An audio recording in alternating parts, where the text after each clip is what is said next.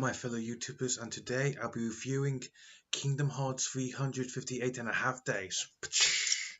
Okay, so in the last video of my review of Kingdom Hearts 2, I explained that I really loved the character Roxas, and when I found out that he was going to get his own game, I was excited as a kid. That along with the Birth by Sleep and Coded revelations, I couldn't wait. I was excited. Couldn't wait for these side games to come. Granted, this is the start of when the Kingdom Hearts plotline as a whole can get confusing. However, for me or some other fans, if you listen to it, you can understand it. It does make sense. Understandably, some people are going to get confused with this plot line from here on, and this game kind of helped it, but still, if you listen to it, really listen to the plot line, it does make sense. Okay, so some fans say this Encoded were some of the worst games made, like they were made for the money of it. Personally, I can see why, but honestly, they gave it such a unique story. I just fell in love with it. Okay, first let's talk about the gameplay. Well, in the gameplay, it follows the same style as 1 and 2 with hit buttons and button mashing for attacks, magic abilities, but no summoning. However, they do make up for the summoning and the drive bombs with this type of limit break. If the character you're playing reaches a certain health level, you're able to use this super attack to help you win the battle against whatever situation you are in. Additionally, this game actually allows you to play members of the organization. It's really quite cool playing as Semnis, Ixbar, Solden. It's so cool. At 2, I really had problems with these guys, but getting to play them was quite fun. It's interesting. Okay, what else? Unlike the other games, despite being able to play as organization members, you can't free roam the world. Granted, in this game it uses the same textures from 1 and 2 for the world designs, like Wonderland is exactly as the Kingdom Hearts 1 rendition, and the Beast Castle is exactly the style the same as Kingdom Hearts 2.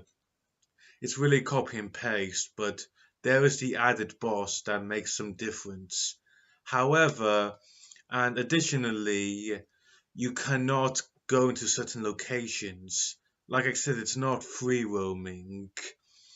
You see, in this game, the organization will give your character missions of where to go, and depending on the missions, certain locations will not be available for you. So it's a straightforward mission game essentially. So depend. Because of that, you won't be able to experience the beauty of a free roam like the past three games, one, Memories, and two. So sorry, folks. Um, okay, so that's a bit of a downer, but still, let's talk about the story. Okay, the story decides to show us what happened in between Chain of Memories and Kingdom Hearts 2 with Roxas's point of view. We're giving us such a badass intro of Sanctuary, each explaining each member's organization number and what they are, like the nicknames, like the Graceful Assassin and such what. I really thought that was so cool. A little basic, but still, just how they highlighted each of the members in the opening was so cool. I thought, just damn, I want to play this game.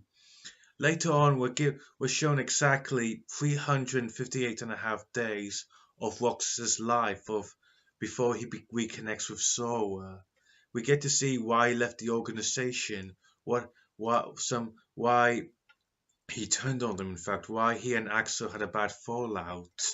It's very nicely done, because at the beginning we see that he was pretty much not vocal enough. He couldn't talk. He was essentially a newborn baby. Over time, we get to see him bond with Axel, and soon we're introduced to the organization's 14th member. And I was stoked because 14. When did that happen? I mean, the organization 13, the organization 14.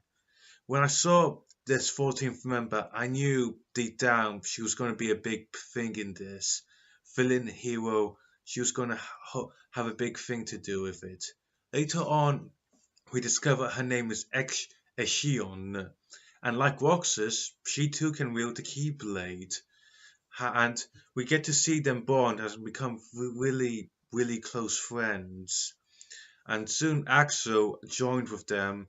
Is They become their own trio, like Soren, Rico, and Kyrie. They're a trio of nobodies as friends, and it even makes the story more tragic. What happens to Exion?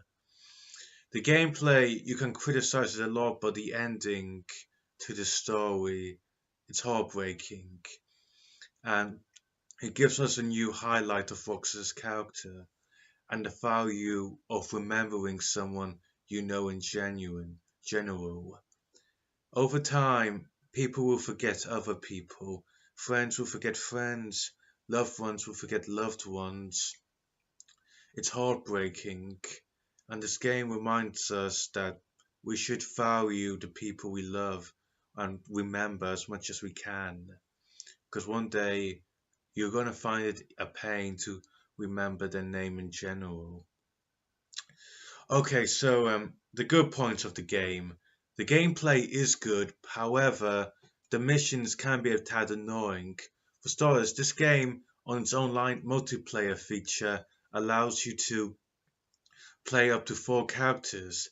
However, if you go to the main story mode, you're playing mostly Roxas and any character who's tagged with them. So it's usually Roxas and one more character. There's only one level where you have 2 more characters with you, but sadly, the main gameplay won't expand over one more additional character, so you can't use full 4 characters in the main gameplay. Additionally, when you're designing customizing Roxas with Keyblades, you can't unlock a Keyblade from each mission. You're given these sort of a slotting system, power-ups, power boosts even. It's interesting because it's like you're booting a robot almost. However, you can only use one power per turn. Like if you use a fire attack, you can only use it. It's slotted. Like you can only have 4 fire attacks during a level. It can be annoying because you lack the ability to regenerate your MP like you did in previous games, so that can be a tad annoying. But other than that, the story was really hardcore. For characters, I found Roxas to be really, really lovely expanded. Anytime you see him upset, you feel like there's this scene when he's on Destiny Islands just wondering what's happening. Why is he here? Where are my friends? Where is everyone? And you can understand his frustration of how everyone's turned against him. He can't trust his friends, he can't trust the organization. He really does feel quite alone in the world. Exion, I really love her character. Like Roxas, she's a lost soul, trying to understand what her connection to the Keyblades and Sora is. It's quite a sad turn for her, especially the ending. Oh, damn that damn ending. She was beautifully written and really much needed character in the Kingdom Hearts franchise.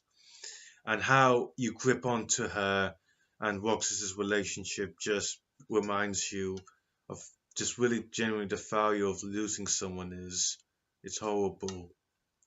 Axel, we see his change from his Chain of Memories counterparts. In Chain of Memories, we see him very cold, just doing the job like that. However, until he's just focused on getting Roxas back. So why the change in attributes or personality even? This game gives us a good answer, and anytime he's with Saïx, you really hits home. Like just how Saïx able to manipulate situation to his advantage. Like it's just really attacking your brain almost, these questions of your mind. So for the characters, I really give a thumbs up, giving them more development, filling in some holes like the personality changes and why certain characters did what, and even adding some more mystery. Another thing I appreciated of the game was the ending, where we see Roxas battle Riku and him waking up to the events of the first the first stages of Kingdom Hearts 2. It just fitted in so well, but they remind you of the tragedy that happened with Exion, and Roxas just being so naive about because of his amnesia. So all in all, Kingdom Hearts 358 and a half days. It's not the best game, but it's not a bad game. And if you don't want to play it, there is a cutscene movie you can find on YouTube, which gives you a nice story rendition.